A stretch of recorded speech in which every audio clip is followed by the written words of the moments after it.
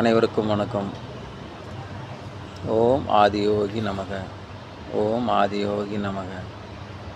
ஓம் பிரபஞ்ச சக்தியே நமக.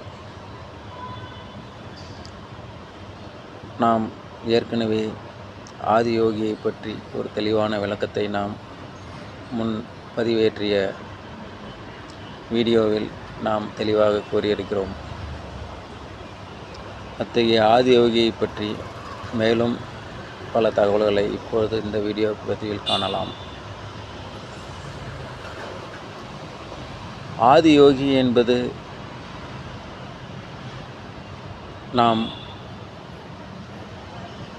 ஆத்மார்த்தமாக ஆன்மாவாக உணர்ந்து வணங்க வேண்டும். இதற்கு உருவ வழிபாடோ சிலை வழிபாடோ கிடையாது. எந்த ஒரு உருவத்தின் வடிவோ எந்த ஒரு சிலை வடிவிலோ பொருளாகவோ பூமியில் கிடக்கும் பொருளாகவோ காட்சி பொருளாகவோ எதுவும் கிடையாது. ஆன்மா என்பது பரிசுத்த ஆன்மாவாக தீபம் எவ்வாறு சுடர்விட்டு எரிகிறதோ ஒரு விளக்கிலிருந்து அந்த அளவிலே சிறு வெள்ளை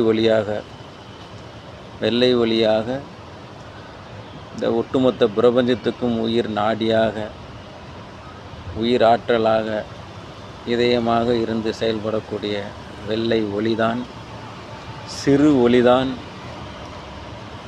நெருப்பு எரிவது போல் மேல் நோக்கிய சிறு நீள்வட்ட வடிவிலான வெள்ளை ஒளிதான் ஆதியோகியாகும். அந்த ஆதியோகிதான் நாம் வணங்கும் பரிசுத்த ஆன்மாவாகிய ஆதியோகியாகும். இந்த ஆன்மாவானது பிரபஞ்ச உலகத்திற்கே இதயமாகும். அந்த இதயத்தையே அதுதான் முதல் ஆன்மா. அந்த ஆன்மா எங்கே இருக்கிறது, எவ்வாறு இருக்கிறது என்பது உங்கள் மனதில் கேள்விகள் எழலாம். இதை எவ்வாறு நாம் நம்பலாம், எவ்வாறு ஏற்றுக்கொள்ளலாம் என்று உங்கள் மனதில் கேள்விகள் எழலாம்.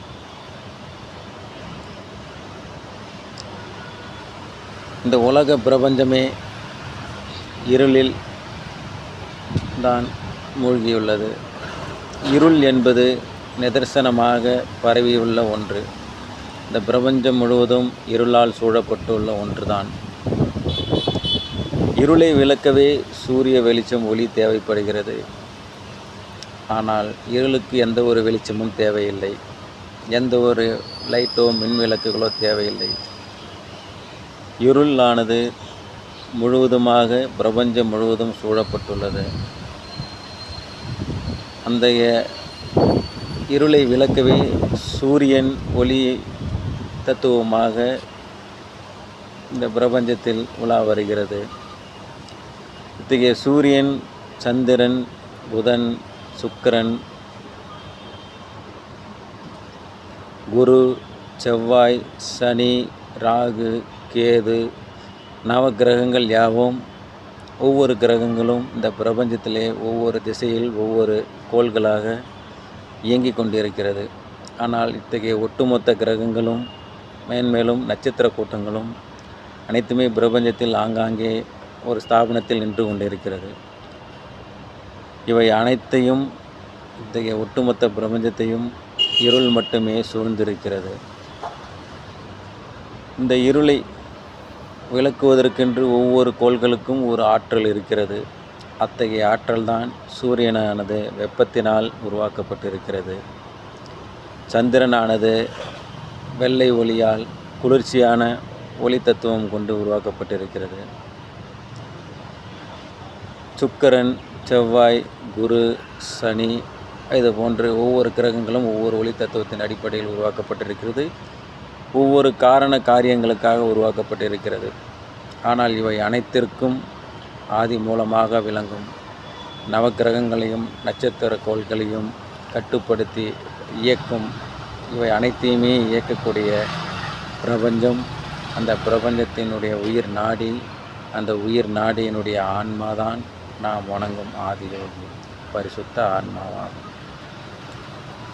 புரிந்திருக்கும் என்று நம்புகிறேன். நன்றி, வணக்கம். மீண்டும் அடுத்த காணொளியில் சந்திப்போம்.